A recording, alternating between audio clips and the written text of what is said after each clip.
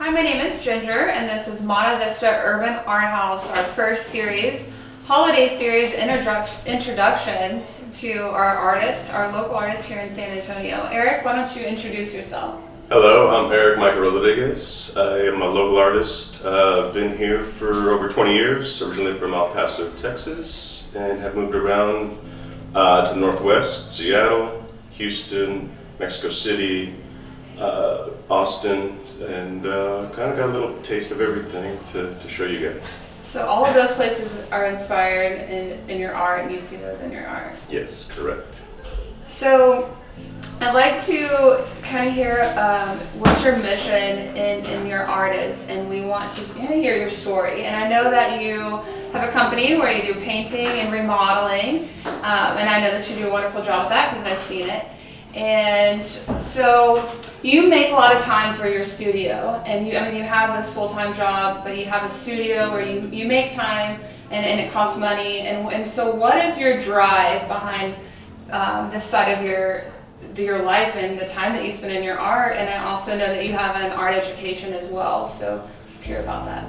That was pretty much almost a fluke. I went into San Antonio College, and I went in following a buddy that was doing an art, a drawing class, and I went in with him just to do it as an elective, and absolutely fell in love with it. So it was something that just pushed me into that realm. I entered this at 21 years old, not knowing. I'd done doodles and stuff like that before, like most people do, kids and stuff like that, but I'd never really done it professionally or ever thought about it.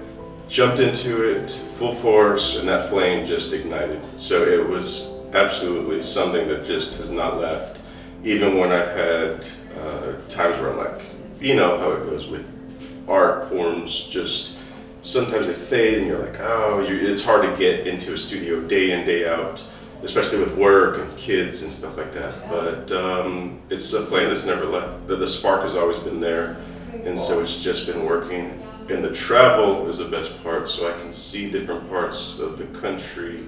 So tell us about some of the artwork that you're working on now, because you told me it had to do with different locations. Locations definitely spark a whole interest, depending if you're on the Northwest. Going into Mexico City was a big part of 1969 and the Olympics that was there. There's a piece that's going to be, I think, in this interview that's been filmed with the protests. So just getting the cultures, the history, the dynamics, the architecture. I love doing architectonic and tropic works, along with figurative types of aspects that come into it. So I just pick up where I go and follow that lead. So I just kind of go into it and see where it leads me and let it kind of dictate which direction I want to go, and then follow and lead kind of each which way I want. It just really happens. So the pieces that you have on display right now that we've seen, what is your favorite one, or the one you're most happy with that has the most passion? And it's probably the broken self-portrait that has different images of things that have either happened to me personally, as far as physically and emotionally, that are just intertwined in there, as far as the heart, the backbone, the clavicle. So there's somewhat of an allegory, in a sense, of a story there, that a lot of this kind of leads into one full story if you can kind of see it in full circle, for me especially.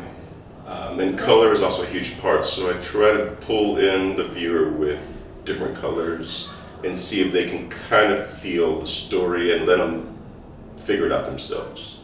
So I think that one's probably my favorite one right now. Down there, downstairs, yeah. I've seen it. It's great. So you are here local in San Antonio. Correct. And you're at a studio where there's a lot of local artists as well. Tell me about your draw to San Antonio, and if there's any of San Antonio and the culture in your artwork.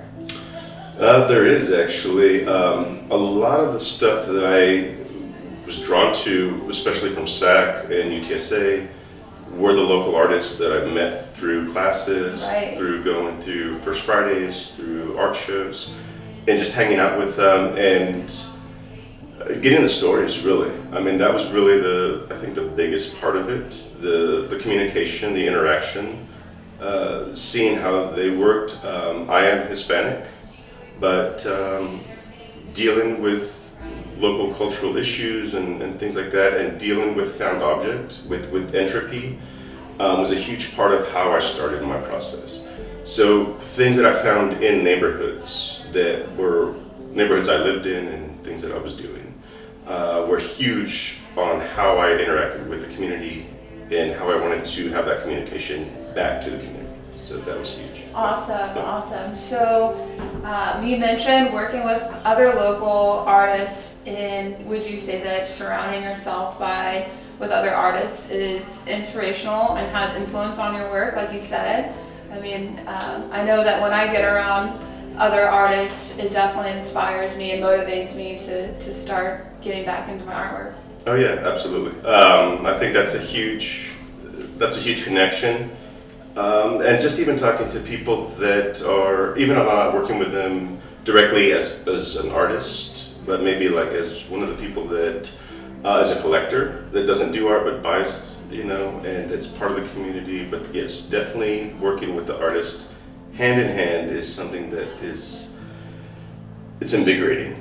Absolutely invigorating, and it's something that's going to push me to see, because I see how they work, how they talk, how they act, and just their mannerisms of paint. Not as a person, as a painter, as an artist is a completely different thing than just talking to someone on the street and watching them and interacting with them. It's amazingly beautiful. Like it changes everything. So it really is, like you said, when you came to visit the studio, and it lifts that light, that igniting little spark it's barely there, and it grows again. So no, it's beautiful. I love it. I think it's dynamic to have that interaction with everybody. Well, is there anything else that you'd like to say before we wrap up? No, I think we're good right now. Thank you for joining us here at Monte Vista Art Club. Yeah, I appreciate it. Thank you for inviting me. Thank you for letting me participate, and I can't wait to do more of this and expose Monte Vista and the urban arts and the art house and all the good stuff that Carrie's doing. So thank you guys. I really appreciate it. We want to thank Carrie. She's not here in this shot right now, but she is the one who's brought us all together. So thank you. Appreciate it. Thank you.